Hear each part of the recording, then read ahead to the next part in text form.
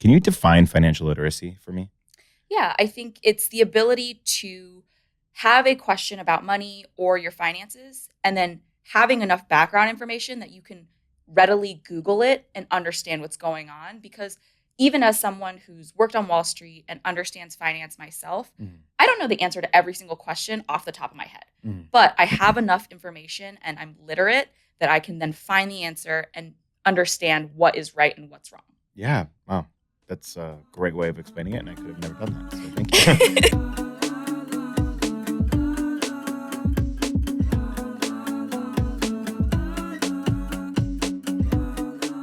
you. Welcome to Millennial Made. My name is Rod, and I am in New York today. New York with another millennial guest. You might have seen her on TikTok, Instagram. Vivian, why don't you introduce yourself a little bit? Tell us where to find you and what you talk about on the internet. Sure thing. Hi, guys. I'm Vivian, a.k.a. Your Rich BFF. You can find me across social media. I help people understand personal finance, financial literacy, and my goal is to help you get rich. I wanted to ask, because you just touched on it, and I was going to mention it as well. You used to work on Wall Street. Yep. How accurate is what we see in pop culture and media of how Wall Street is? You know, like the bull and you know, like grabbing the bull by the horns mentality. Yeah. Yeah. Is that pretty accurate for nowadays, opposed to like Wolf of Wall Street? Obviously, it was like what, the 60s. Yeah. But, yeah. So I think it is accurate in that job type that I was doing as a trader attracts a lot of very intense personalities. Lots of really big go-getters, lots of college athletes, very forward-thinking folks. But I would say that it's TV. It's dramatized. Yeah. There are days where everybody's really pleasant, really nice. It's a slow day, you know, summer Friday. People will be goofing off in the office. Whereas like there are other days where we are trading literally hundreds of millions, if not billions of dollars of stocks or bonds or whatever. And its tensions can be very high. Yeah. Wow. And probably a very male-dominated industry at the time? Or? When I joined my team, it was about a 30 to 40 person team. There was only one other woman. Oh my gosh. And I don't know if they were like, wow, we're going to get a diversity hire 2-for-1, but everybody else was white. And the other woman was also an Asian woman. And I was the like new hire. And they were like, nice, 2-for-1. Oh my gosh. Well, I mean, hopefully things have changed a little bit since then. But I think it's just so interesting, you know, growing up watching these like TV shows where people are working on, you know, Wall Street, and it's like screaming on the stock. It's like, what are you screaming about? Like, what are we trading? It's like we're trading. It's like, what though? What are we trading? Like, because I was trading Pokemon cards, you know? Right. So, yeah. So that's what I envision. It's like everyone's just screaming for Pokemon cards. So, what are you trading on the trade floor? Like, give it like a 1-minute explainer for dummies. The floor is also very different. When I worked on Wall Street, most of us are just sitting behind computer screens. Very few people are actually on the floor of the stock exchange, like the New York Stock Exchange. Yeah. But we're essentially, my team, and what I did was I traded equities, what you would consider stocks. Okay. But people trade bonds, Yep. and people trade mortgage-backed securities, Yep. and people trade rates and foreign exchange. Yep. And there are so many things that you can trade. I think popular culture has largely covered equities because it's the most accessible and easy to understand. Got it. So, you know, we hear about like, you know, Robinhood or Acorns, and like these like different stock trading websites. How valid is it for us to use, or I guess how useful is it for us to use those apps, you know, that are just a little bit like, oh, it's fun and like a little game versus like, you know, doing it ourselves or finding someone to trade our stocks for us? So it's not mutually exclusive. Okay.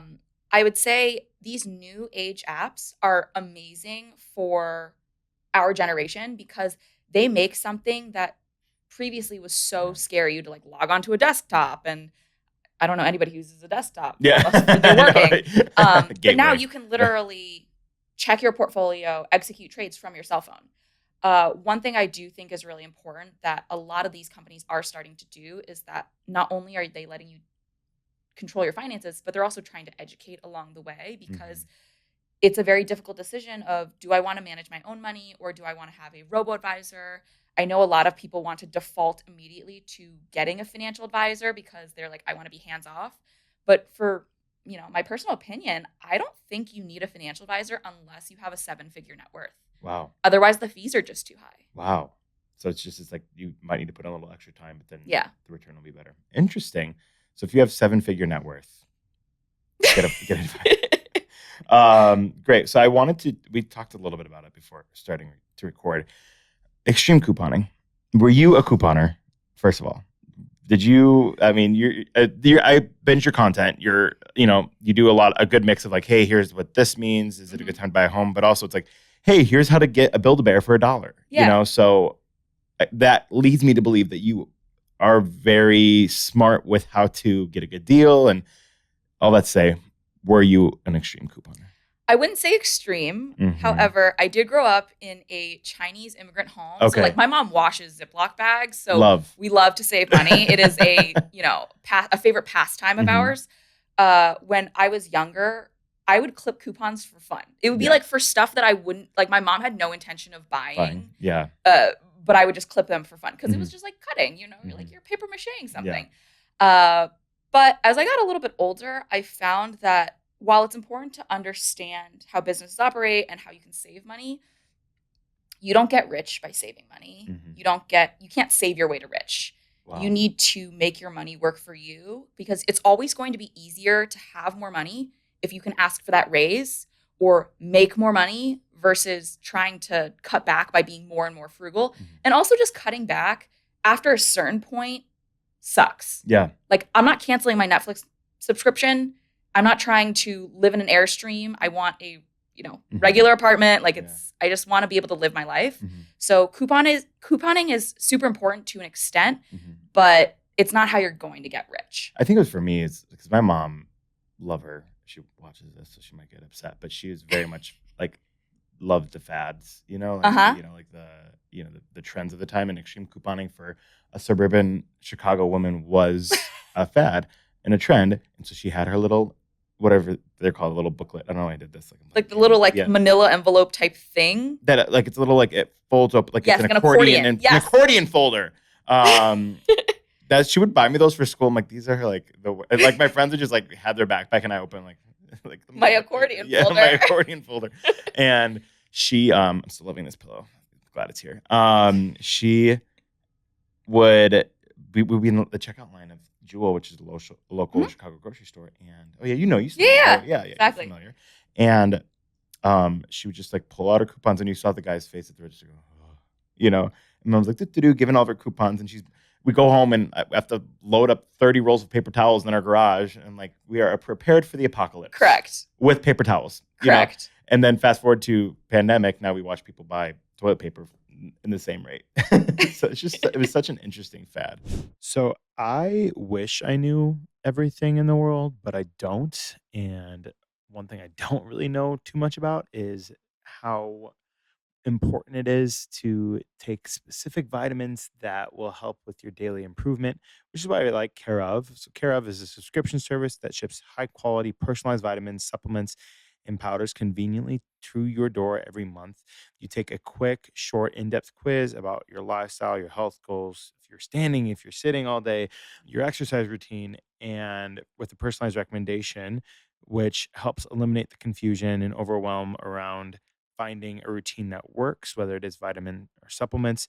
And Care of also helps you start or add to a sustainable and enjoyable wellness routine aimed at helping you feel real results by building healthy habits, especially when it comes to vitamins and specific nutrients that I need to be putting into my body. I'm really bad at, putting what's right into my body and just going off of what specific internet fads say. So it's nice to have something that is personalized for me with this short personal quiz, like I mentioned. And each shipment comes with a customized booklet as well, showing you exactly what is in your individual daily packs and why it was recommended specifically for you and your health goals. So for 50% off your first Care of order, go to takecareof.com and enter code ROD50.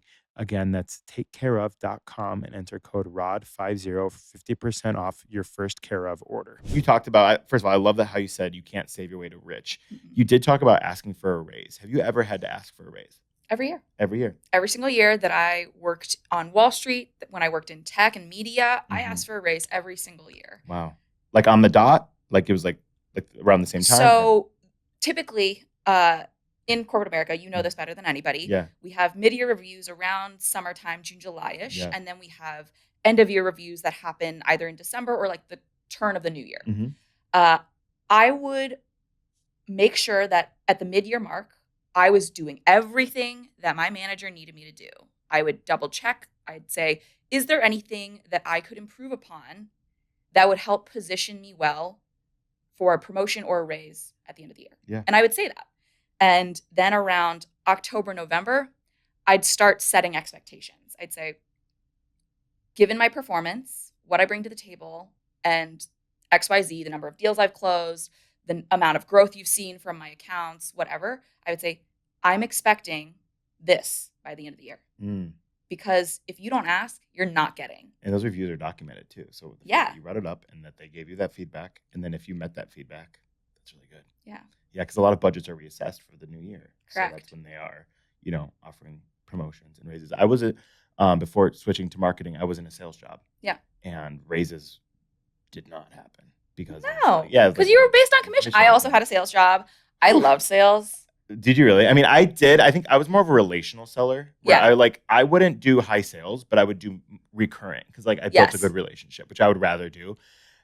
I would rather do that than overpromise and underdeliver. Yeah. Which I don't know if you were just someone that was like, I'm going to make this happen. I'm going to do whatever I can. Well, I would overpromise, but then I would actually deliver. Okay, well, that's good. Yeah, that's good. Yeah, I could see that you're definitely a go-getter there, which I knew myself would be like, I would forget about it or something. I'm like, I just need to work within my means. But it's such a funny thing to look back and just knowing my anxiety now that I would step into that role for 10 years having that kind of anxiety and quarterly or monthly goals starting fresh. Yeah. Completely. I kind of loved it though because it felt like the only true meritocracy. If I could hustle harder than the person sitting next to me, I would get paid more. Yeah. And I love that. It's very competitive, obviously. Yeah. It's every man for himself. It's on an island, which I kind of liked at the end of the day because I have friends outside of work. And I feel like that's kind of the mindset now of, we're calling it the corporate villain era. Have you heard of this? I love corporate villain era. It's my favorite. People you just close the laptop. Yeah. Bye. It's see ya. It's people are realizing that their personality is more than their job. Yep. They have worth outside of their job, which I think is so important to recognize. I wanted to talk a little bit too, just working on Wall Street in the space you're in. You even talked about being one of two women on a 30-person team. What kind of things did you do for yourself during that time to make sure that you were mentally well, to make sure that you were coming to work every day fresh, renewed, avoiding burnout? I don't know if you face burnout in this job. Most people do. But just any advice out there for someone who might be in the position you were in a couple years ago? Yeah, so screaming into the abyss. Yes, yep, always. We love. And then playing some Kelly Clarkson right after. Correct. Yeah. But in all seriousness, I think to your point, it's really important to have your own hobbies. I was really fortunate. I worked in markets, on the trading side. So markets open at 9:30 and they close at 4. So after that, there's not that much more to be done. Yeah. I was arriving to the office at a little before 6 a.m. because you got to have all your pre-research. Oops, touch the mic. You have to do your pre-research. You have to do all the work. And then when the market opens, you're trading from 9:30 to 4. And after 4, it's okay, everybody's yeah. And there's nothing else you can do. Even as a young person, you can usually be out of the office by 5:36. So, but you got there at 6. Right. Yes. Oh my God. Okay. So yeah, I recognize saying this out loud. It sounds a little bit worse. And so a 12-hour day. Yeah. A 12-hour day. But what was really fortunate was you knew you were getting off at 6. And with that, you were able to do something every single night, whether that be go to the gym and work out, take your favorite boxing class, go out to dinner with a friend. At the time, I was single as a Pringle, ready to mingle, and going on dates. I was a free meal. doing 100%. I was doing something every single night. You can't do everything, but you can do something every single night. Especially living in New York. I don't understand how people do it when the city's so big and they're like, yeah, I'm just going to bop over to Brooklyn. I'm like, that would take that I would have to block out a whole day. Yes. To mentally prepare to go to Brooklyn. Yeah, I have to block out a whole day for one errand. People are like, oh, yeah, I'm just going to bop over to Brooklyn for an hour. I'm like, oh, people love to say that. And they're like, oh, and then I'll just take the BDFM and I'll transfer onto the J and then I'll do this and I'll do that. And I'm like, it's no. I already was on my couch by the time you finished. Yes. So my skincare routine is done. My retainer is in. You will not be catching me outside. But yeah, I think just having something to look forward to every Mhm. single day, whether that be like a little win, something that you treat yourself with, even just like a nice walk in Central Park. Yeah. It's so beautiful. Oh, It was just something we that love got it. me through the time. We love a mental health walk. The Yeah. best. Speaking of, you're on a mental health walk. Do you drink iced coffee? I don't drink any caffeine. Caffeine. It makes my heart race. Good for you. Same. But but still do it. What you have your headphones in though. What song is playing? What's your pump up song? Or it could be pump up, it could be decompress. Like what is your nostalgic jam that you will always put you in a good mood? 2000s to 2010 Yeah. rap and R&B. Okay. Like I am trying to hear I'm trying to think who I love. Like I want to hear some Mariah Carey. Yes. I want to definitely get back into like the D4L, Lil Wayne era. Yes. What's your favorite Lil Wayne song? I love Knockout. Fireman? Fireman. Wow. Deep cut. Yeah.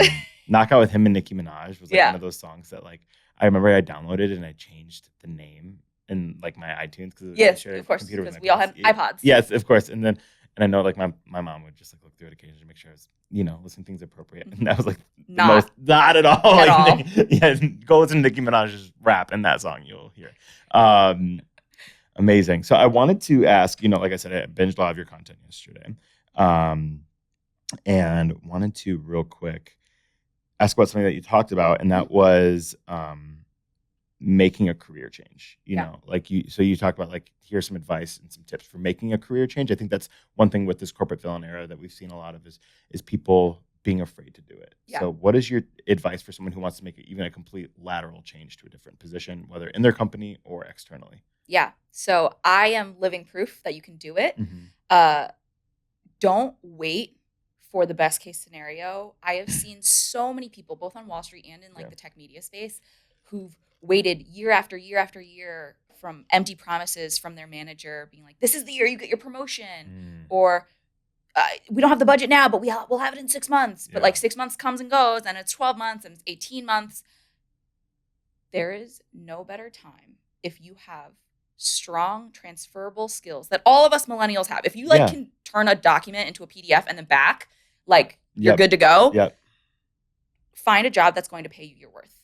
It's all about your resume editing as well, right? It's also, it's so much about resume. And when it comes to your resume, I think a lot of people focus so heavily on like the middle section. Mm-hmm. I have what I would consider a very good resume. Mm-hmm.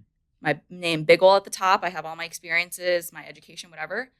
Nobody ever asks me about that. No. Everybody always looks at the bottom in the tiny print where I put interests, and I say gangster mob movies, mafia movies. Yeah. I love them. I was on the cheerleading. Put that in your resume? Yeah. Oh my God. Okay. I've bonded with a manager over the fact that Goodfellas was my favorite movie and Godfather was his. And, I think it makes you a relatable person because at the end of the day, a lot of us have similar skills.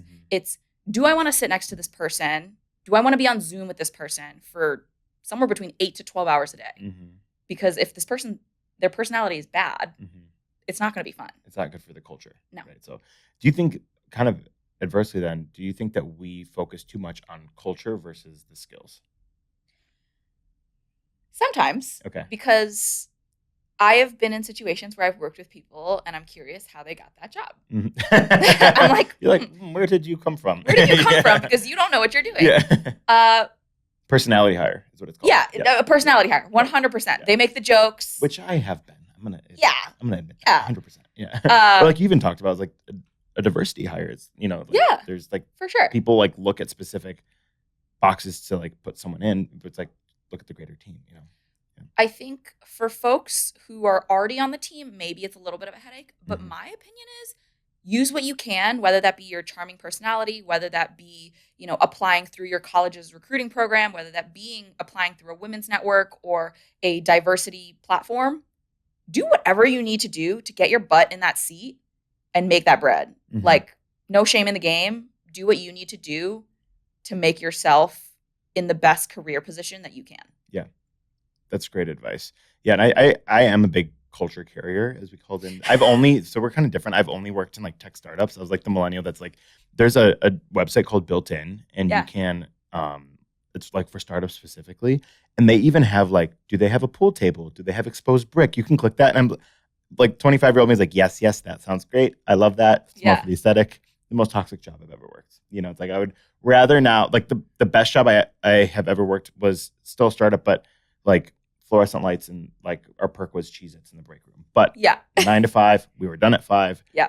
We had a happy hour once a month. That was fun, and I enjoyed the people I worked with. But at the end of the day, it was my job. It wasn't my whole personality. We as a society also really, really value what we do as work because and I think this is a very American thing because people in Europe Oh my God. don't do this. I was in Scotland a couple of weeks ago, and I asked someone what they do for work, and then I asked someone else in the group, and they're like, "Why are you asking all of us this?" Right. It's like, oh, that's just our icebreaker. Like that's just like what we have. That's to your do fun fact. That's what we have to do to get to know each other. And like, there's so much. She literally said, she's like, "There's a lot more to us than our job." She's like, "You Americans," and I'm like, "Wow, that's so true." It's very true. Yeah. Like you think about the last party or like house party that like your friend threw, and there were like second degree, third degree connections there. The first question is like, "Oh, hi, nice to meet you. What's your name?" And then it's like, "Oh, so like, what do you do?" And like, yeah, maybe we should start challenging. If you're listening and you hear the question, "What do you do?" Maybe we should do a little test where we ask, or we say something like, "I like to go on long walks," or like, "I like to like what you do on the weekends for fun rather than your job," and see if someone accepts that as like an answer. If they're like, "No, your job," it's like, I'm sure they would be like, "No, what do you do for work?" For your career, because that's also says a lot about, like, people view that as compatibility as well. Yeah. Like if I was talking, maybe someone who has worked on Wall Street or finance, and you were at a party and someone was like, "I'm a freelance photographer," like you might be like, great conversation, like we can still be friends. But there are people who are like, we're not going to vibe because of their lifestyle or their career is different than mine. It's not even so much that, but it's like you immediately feel like a connection. Like now when I meet someone who's been in sales, I'm like, oh my gosh, we have a connection because we've both been through that like mental trauma.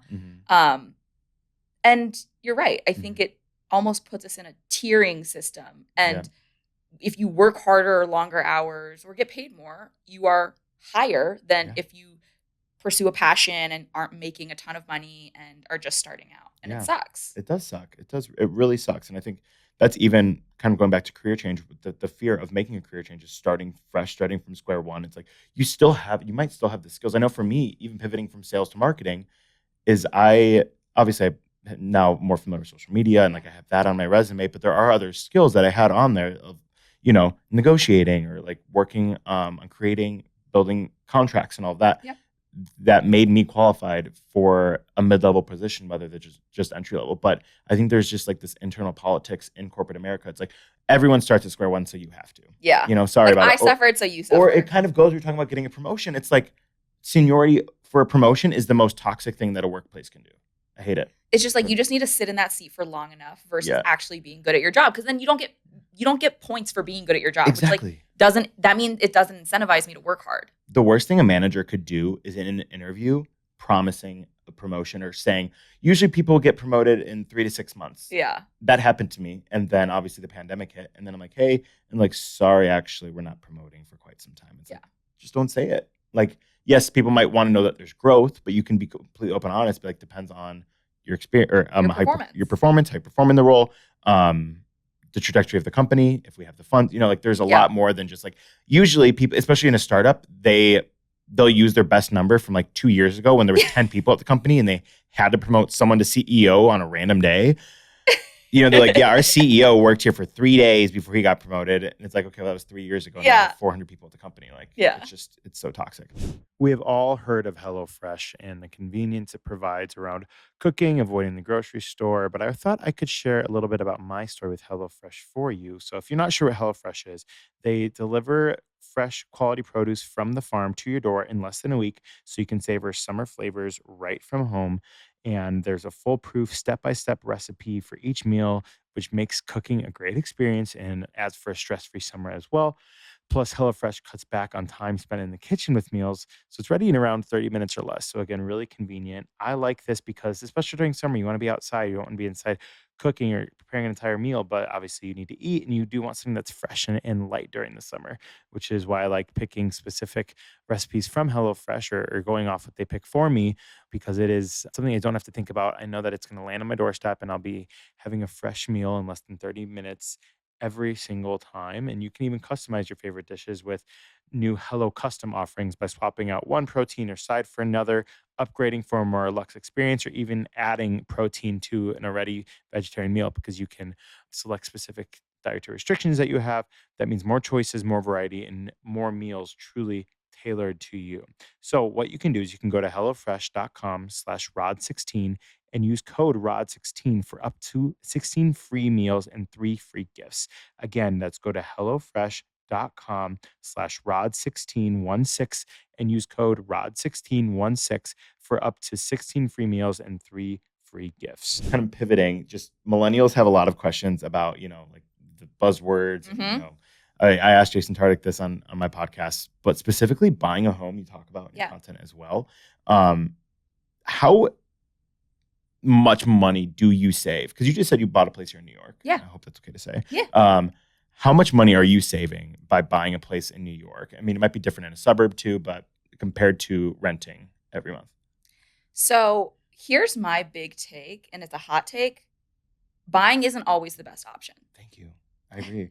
And also, I love having a landlord. It's like my light went out the other day. I'm like, hey, my light went out. Come over. Yeah, and I'm not. I'm gonna admit, I talk about you feel like you have to be just masculine. No, I can take care of it. It's like, I don't even own a toolbox, and that should be fine. It's and that's why I love having. I have the one Allen wrench my bed came with that they had me assemble it with. The little one. Yeah, the little one is just a little an L.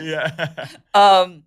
No, because I don't think everybody's goal should be buying. Mm-hmm. You should not be buying a home, in my opinion, because there are so many fixed costs, unless you plan on staying there for at a minimum 5 years. Wow. Yeah.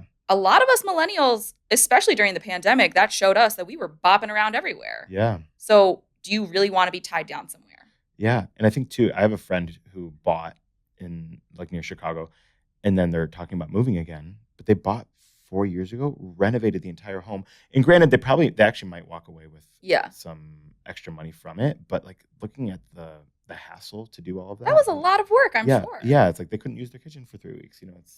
It's a mess. Specifically with that, what I guess, even for me, I was again, I'm just not actively looking to buy a home. I'm always interested in keeping an eye out. What is an ideal income ratio for a mortgage or purchasing versus renting? Or I guess the same with renting. How much income, does that make sense? What's the ratio of your income to how much you should be paying for rent or mortgage? So I like to use the 50-30-20 budgeting method. Okay. So 50% of your income goes towards needs, 30% towards wants, discretionary, anything you want to treat yourself to, and then 20% you need to be saving, paying down debt, and investing. Okay. So if we're going to use that method, 50% of your income needs to go towards needs.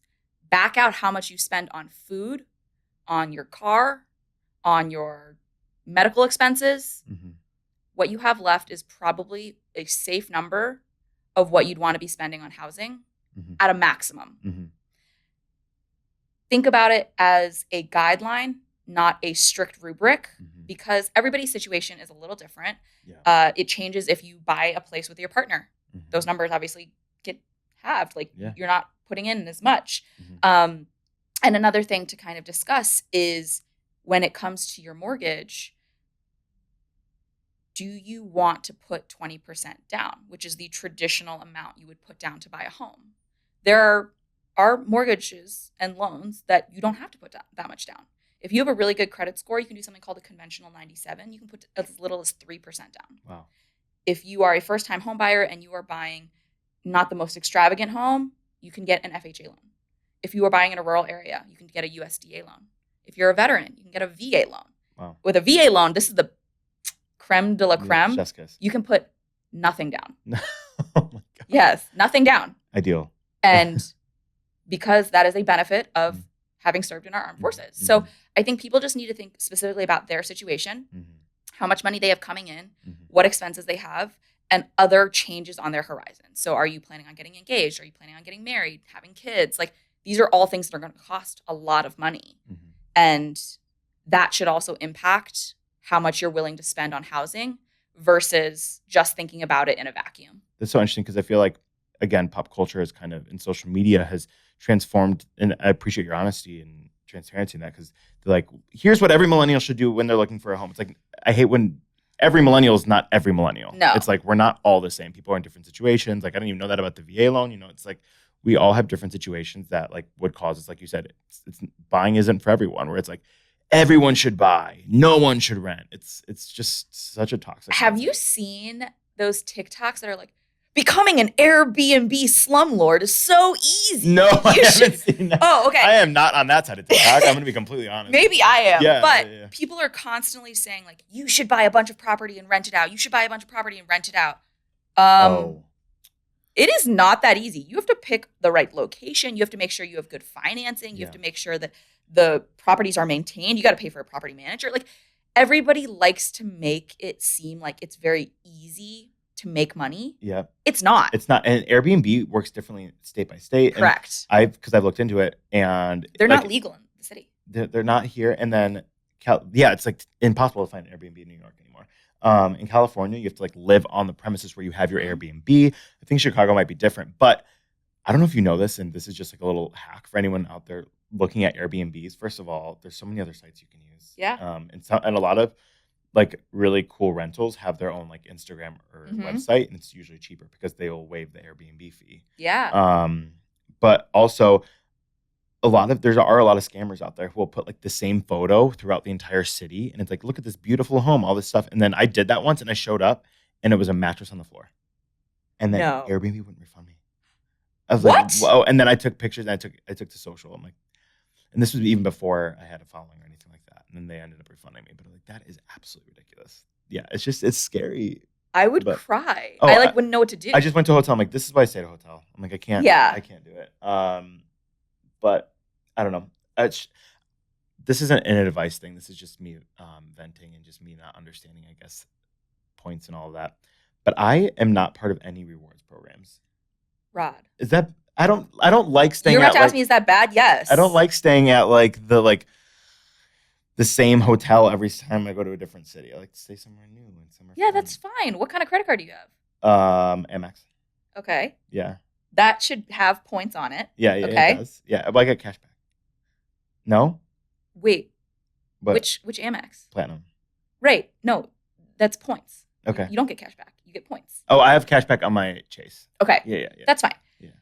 The Amex is amazing because it is one of my favorite travel credit cards. Mm-hmm. This is how you're going to make that $695 fee back. Okay. You are going to book directly through their portal. Mm. Or you're going to check to make sure it's the same price as you would get at a hotel online. Mm-hmm. If you stay at a nicer hotel, it's probably a part of something called the Fine Hotels and Resorts. Mm-hmm. And I've done this where I've booked it directly through the hotel and called Amex to grab the reservation so I can get these perks. You get a $100 resort credit when you get there, potential room upgrade if they have it, and free breakfast for 2 every single day you're there. I just booked a hotel for the rest of my trip here, so I don't know if I can try to do it. I don't know if it'll work. I would call Amex like right after this. Oh my God. Okay, great. I will. Well, you'll have to be in the room. Yeah. I hate phone calls. No, I'm just kidding. Hi, this is the office of Rod. Yeah, exactly. This is the Millennial. What's your handle or your Rich BFF? Your Rich BFF. Yeah. Yes. Yeah. I'll say it once. I'll say it again. I love the internet.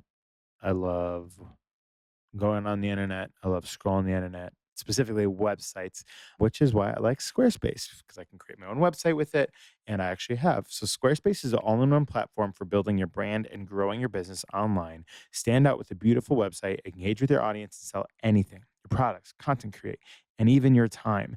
I, like I've said before, have created a website with Squarespace before for my small business, and it's really helped me grow by knowing a lot more about my audience. For example, you can look at the analytics. You can use the insights to grow your business, learn where your site visits and sales are coming from, and analyze which channels are most effective. You can create a member area. So Squarespace makes it easy for creators and educators to monetize their content and expertise in a way that fits their brand. With member areas, you can unlock a new revenue stream for your business and free up time in your schedule by selling access to gated content. And it's also really great for, like I said, marketing and knowing how you can market other parts of your business, like social media accounts. You can display posts from your social profiles on your website and automatically push website content to your favorite social media channels. So it's really convenient and it's all in one place too. So what you can do today is with Squarespace, you can go to squarespace.com/Rod for a free trial. And when you're ready to launch, use offer code ROD to save 10% off your first purchase of a website or domain. Again, that's squarespace.com/ROD for a free trial and use offer code ROD to save 10% off your first purchase of a website or domain. Happy websiting. So I wanted to I had asked some audience questions, and then we'll be done here. Oh, it's a video from last night. Okay, so I want to talk really quick. I think a lot of people, pandemic, we talked about the toilet paper thing, all that, but emergency fund. Yeah. First of all, what are your thoughts on having an emergency fund? You got to do it. Okay, and that's just like, to me, that's like savings. But you say savings is different than your emergency fund. It's the same. It's the same. I would say, well, we'll get there. Yeah. But like, I guess the question is, what are the best tools or ways to build an emergency fund? So I have this method. Okay. Yeah. It's called the strip method. Uh-huh. How you make money, you strip. Okay. S is savings. Uh-huh. This is your actual emergency fund. You want to have 3 to 6 months of living expenses put away into a high yield savings account. This is better than your regular savings account that you would get at a brick and mortar bank. You're looking for something like a Ally Bank, a Marcus by Goldman Sachs, Amex High Yield, SoFi. They're going to have higher interest rates, meaning you get more for your money that's just sitting there in case of an emergency. Once you have the savings piece down, you can move on to total debt, and you pay your debt down highest to lowest interest rate to save on interest again. Mm-hmm. We're using interest in our favor instead of the other way around. R, you go to retirement. This is where investing comes in. You want to be investing in accounts such as a 401k, a 403b, an IRA or Roth IRA, which is an individual retirement account. You might be putting money into an HSA, which is a health savings account, which can grow just like a regular investment account if you don't use it for health needs. There are so many different types of tax-advantaged accounts that you can use. I is just standard investing. You can put it into an individual brokerage account. You can invest in real estate. You can invest in NFTs, a JPEG, whatever you want. Don't do that. I'm not saying do that. Okay, good. Because I asked Jason all about that. Yeah, NFT I'm not community. into it. Okay. And then P is just planning. Like, plan for things that are coming up. I think Ally Bank actually has this really, really cool feature where you can split your savings into different buckets. So you can have something that's for your Hawaii vacation fund. You can have something as like, in case my car breaks down fund. Yeah. You know, in case I get, in case my ceiling caves in because of like a water damage leak situation. Like, you know, gifts for my next 7 friends' weddings who I've been invited to this year. You can have a fund for everything. And you're able to split up your savings. So it's really easy to visualize what you're saving for. And that, it's funny. That was very interesting. Thank you. But kind of to derail, you brought something up that was one of my favorite videos that you've made about your friends' bachelorette parties. Yeah. Like how much money they cost. I know that's a big thing for millennials right now, That's especially thousands of dollars. like especially now that the world's opening back up, everyone's like, okay, time to get the wedding going. Like people who got engaged before the pandemic or during the pandemic, so people are spending money on 3 different bachelorettes a year. I even had a friend who had to run a bachelorette. And then, you know, she felt, and she tried to make a very budget-friendly one, bachelorette party, Nashville, of course, because that's where all the bachelorette parties are now. I don't know, Nashville. Did you get the thing where you ride the bicycle? No, Nashville is the new Vegas, though. Yeah. But then she told me she was texting everyone in the group, and then the people were like, I didn't eat as much food as everyone else, so I'm not going to pay that much. And it's just like the stress that goes into it. So I guess this isn't have to do with finance. This is just as someone who might have to go to bachelorette parties or, you know, weddings. How do you politely say no to certain events? If you are part of the bridal party, you know, the dresses, how do you handle keeping money in mind but still not offending the person who you're part of their big day? You're trying to stress them out. I think if you're especially part of the wedding party, it's really important to pull the bride or groom aside and say, hey, I am so appreciative that you have chosen me to be part of your special moment. I want it to be really transparent that I am paying off student debt. I am trying to pay off my credit card debt. I am saving up for a new car. I would love to be a part of your big day, but this is my budget. I don't want my budget to hold you back. So let me know if this is going to be a problem or if I can support you in other ways. Yep. Because then it puts the impetus on them to tell you that this is what things are going to cost. And if you can't afford it, that's okay. Maybe they're very generous or they have a really big trust fund and they'll say, I'll cover it. But in other cases, if that's not what's happening, you've at least made it really clear where you stand financially. And so you don't get put into situations where you get a bill at the end of the bachelorette party and it's for $1,500 and you're like, I don't have this. Yep. And it's not even the bride or the groom planning the bachelorette. No. It's the maid of honor, Yeah. It's the girl with the checklist. Exactly. I think that goes to being a millennial with either a FOMO problem or a people-pleasing problem. And it's like sometimes you just got to suck it up and just be completely honest, because at the end of the day, money isn't something that you can work around. And money is what it is, and it's either in your pocket or it isn't. No, and on top of that, in our generation, like the Instagramification of wealth is insane. So like you see your friend on that private jet and you're like, how? Yeah. Like how are you affording a trip every single month? How do you have the newest Chanel bag every season? Yeah. Who is paying for this?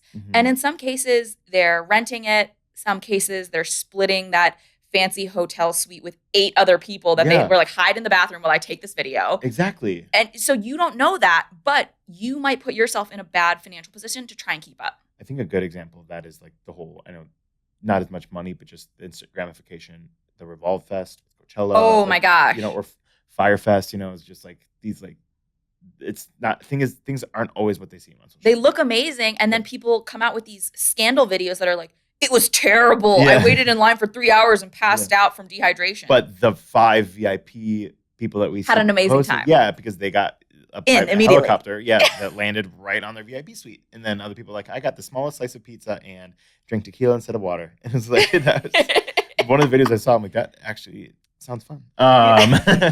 But that is such a good point, and I think that kind of goes into the mental health of our generation, especially with money, is like we feel like we have to live up to these standards. Even in our career, it's like we are taught to drive so hard to make a certain amount of money. It's like I've seen people talk about on social media now, it's like, I don't want to make 7 figures. I don't need to live in a large, lavish apartment. I like my lifestyle the way it is. I like to go out with my friends and to have time to myself, so I'm fine making my breaking 6 figures to live in my studio apartment in New York in this time. It's not everyone wants to live the American dream of having a penthouse suite in Soho. People want to live their life the way they're living it now, and they're content with it, which I think is perfectly fine. I think we all have very different definitions of financial independence and success, just in general. Yeah. And depending on what your definition is, you should make steps in your career and your life to hit that versus being like, well, all of my other friends are doing this. I guess I should do this too. Yeah. I think it's, even as a man, there was a lot of pressure, especially in sales. It's like, well, don't you want to lead a team one day? And it's like, I guess I do. And it's like, now looking back, I'm like, absolutely not. Like I was a manager, and I think that's different than being like a leader. But even people like, own your own company, be a CEO. It's like, that's the dream. Okay, I got to work towards it. It's like, no, I don't want to do that. Like, I want to have time to myself. I want to, live my life the way I want to live it. And CEOs can't do that. CEOs are on other people's time. And it's not always what it seems. It's like they can only show you a little bit of their lives. Cool. Let's jump to another question. Someone said, should we just YOLO because life is bleak and retirement seems fake? And then in parentheses, I'm 36. What are your thoughts on retirement? Like when is a good time to retire? It's probably all about what you save. But do you think retirement is feasible for this generation? Because I have thoughts, because I think it all has to do with the generation above us. But I'd love to hear your thoughts. So a survey recently came out saying that for us to retire comfortably, not like lavishly, comfortably, you need $1.1 million at retirement age, which is around 59 and a half is in theory retirement age, but let's call it 60 because why not? Yeah. Only a quarter of people end up having that much. Right. So it's all about where you live and stuff. Yes. Yeah. Mm-hmm. So do I think retirement is a scam? No. Mm-hmm. I get the question a lot. It's like, why should I be doing this? The apocalypse is just going to take us in 10 years. I'm like, okay, potentially. Yeah. But even if a comet was hurtling, right? Hurtling. Hurtling towards Earth. Hurling. No. If a comet was about to hit the Earth and I was working from my window and I was working at my desk, I would look up, see the comet, and I'd be like, all right, well, and just keep working. Yeah. It's just like, that's the mental spot I'm in now. It's like, it is what it is, it's just going to happen. Yeah. I think people don't realize if the apocalypse does come in 10 years, it's going to be the folks that have no money that suffer first and suffer worst. Like we will be fighting wars over water eventually. So like I'm trying to have something in my bank so that I can purchase my water. Yeah. Wow. That's very dark. I don't think that happens need to hear it. in 10 years. But I think it's really, really irresponsible and a little foolish not to save for retirement with the thought of you only live once, the apocalypse is coming or any of that. Because what happens when 40 years pass, you're now 60, you were 20 at the time, you're now 60, and the apocalypse didn't come. And you're at 60 and you have no savings. You need to work until you die.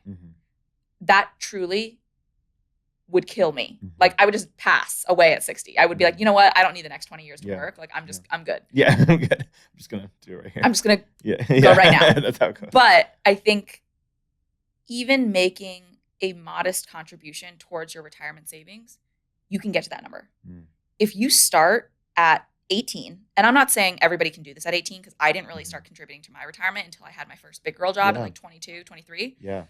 If you can set aside $500 a month to put into a Roth IRA, you will have $3.5 million tax-free by the time you retire. Wow. And we just learned that you only need 1.1 to be comfortable. So you don't have to put in $500 a month. You could do less. But the earlier you start, the better. Wow. Yeah, I just started because I know for me too, like I said, I work in tech startups. It's very millennial mindset. It's like just like work from the grit, start. Yeah. But most companies don't have the option of retirement 401k. But now I think, especially during the pandemic where we don't have these lavish offices or the cereal bars, we would rather have a 401k than a ping pong table. Yeah. And a lot of companies are now offering to do student debt matching. So if you pay $200 towards your student debt, they'll pay $200. And then you have that $200 to put into retirement. Correct. Great. Love it. Let's do one more question. What would you, with this, financial literacy in mind, tell your younger self, like coming, maybe beginning of college and then fresh into your career? Oof. I mean, that's hard. I've made so many mistakes, you guys. Yeah. Like But we learn from mistakes. Yeah, I made so many mistakes. But I think the number one thing I'd want to teach myself is like learn how the system works because it's not fair. It's not simple. And it's not always what you would think. I think we are peddled this myth that saving for retirement. No. You're investing for retirement. Your saving is not going to keep up with inflation. Inflation's at 8% right now. That's insane. I think we have to learn how credit scores work. It's not about just paying your bills back on or your loans back on time. It's not just about paying your credit card off on time. There are things that you can only do on a credit card. Like, you don't want to use more than 30% of your credit utilization. So like, even if you have a $100,000 credit limit, you can't use more than $30,000. When I got my first credit card, I was like, well, the limit's $20,000. So like, I'm going to use it as a target. Yeah. No, that's not how that works. And there are so many things that in the finance space have been passed down from, to quote the book, like Rich Dad, Poor Dad, like it's passed down from rich dads to their rich sons on the golf course. And everybody else doesn't have access to that. So learning about this early is really helpful, and taking a moment to reevaluate your relationship with money, because I very much came from like the scarcity mindset of like, I need to be squirreling away as much money as possible. And for the first year, I would say in New York, I wasn't really doing that much with it. I wasn't going out. I wasn't investing. I wasn't really enjoying or doing right by my future self. And reevaluating your relationship with money and understanding what you value. For me, it's travel, eating out, going out to, entertainment, and what you don't, which is just buying new clothes or having fancy labels. You are able to then figure out where you should be putting your money. Wow. That's great advice. Definitely going to be taking some major things away from today. So I just want to say thank you as well for coming on the podcast of course. today. Thanks for having me. Yeah, definitely want you back because I think we'll need to do a little check-in and see if I actually get better points in my hotels and all that fun stuff. But great. So tell everyone where we can find you. Instagram, TikTok, same handles. Yep. Yeah, give us where we can find you. You can find me across all social media as Your Rich BFF. Okay, easy. Yeah, it's really easy. Okay, sounds good. Well, thank you so much, Vivian, for coming on. And can't wait for you to call my hotel to see what. If you have any other questions for Vivian, please drop a comment below. Find us on YouTube or anywhere you stream podcasts. But thank you for tuning in to this week of Millennial Made. Thanks, guys.